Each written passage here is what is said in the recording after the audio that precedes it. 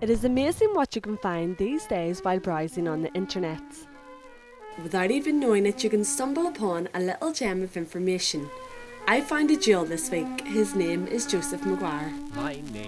Joseph was a man who released an incredible 26 records. He was signed to 2 record companies, led the St Patrick's Day Parade in New York, and organised and sponsored the prestigious New York Cup. He also found time to run a bar and restaurant on Broadway, and he was born right here in Fermanagh. Dreams, you look so serene with your lofty round tower of days that have been. Your walls may be silent, but to me you're the queen of lovely Lough Erne and her island so green. Browsing through the Irish traditional archives, this lilting Irish tenor filled my headphones. I had never heard of Joseph Maguire before, but the more I listened, the more I wanted to discover who was the man behind this rich Irish voice. Between and toast lovely Erin with her island so green. Oh, my good friend and local genealogist Frankie Roof immediately sprang to mind. If anyone could shed light on this musician, it was Frankie.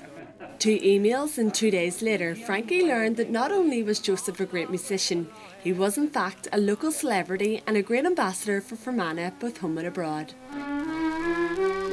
Once I received your email, I clicked into it straight away, and it was about Joseph Maguire, and the information that you had sent me was that he was born in County Fermanagh in 1899, and he was from the Ballinamallard district.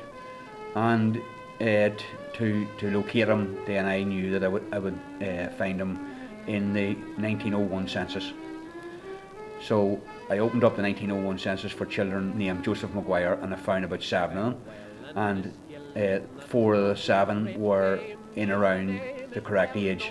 So I had to identify the which one was the correct one. With the link that you sent me, you also sent me a copy of the music of Joe Maguire.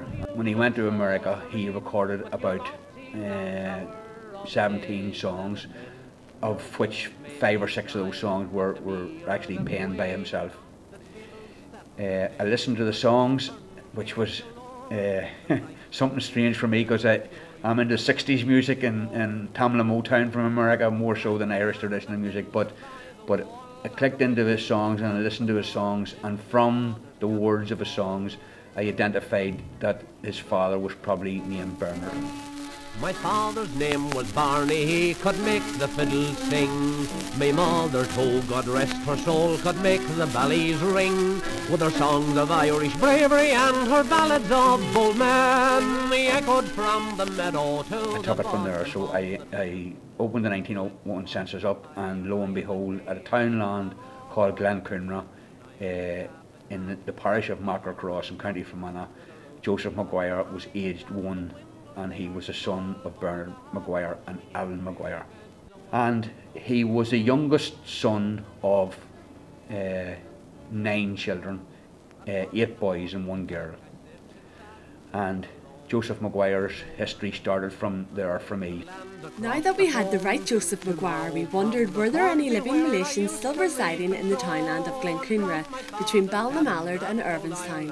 1 email later, we had managed to track down a nephew, great-nephews and in-laws of Mr Maguire. As the search progressed, Joseph then started his education at Whitehill Primary School, and he progressed to St Michael's Grammar School in Enniskillen and was taught by a famous brother in the Presentation Brothers called Brother Bede. Joe's love of Irish music came handed down through the family as well. His mother was a great ballad singer, and his father Bernard played the fiddle. So it would have been a musical house to start with, and Brother Bede encouraged that music in young Joe. Music, however, was not to play a part in Joe's life until later. Leaving school, he followed his brothers to Dublin and joined the Metropolitan Police until its disbandment in 1925. And from her shore I asked the way to famous New York. It was at this point, like so many of his fellow countrymen, that Joseph left for the shores of America.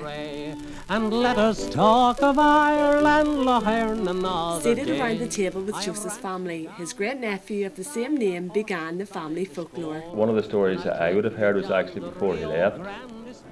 His father gave him the option of being the farmer, staying at home, or he wanted to leave. His father had a spade in one hand and a £5 note in the other hand.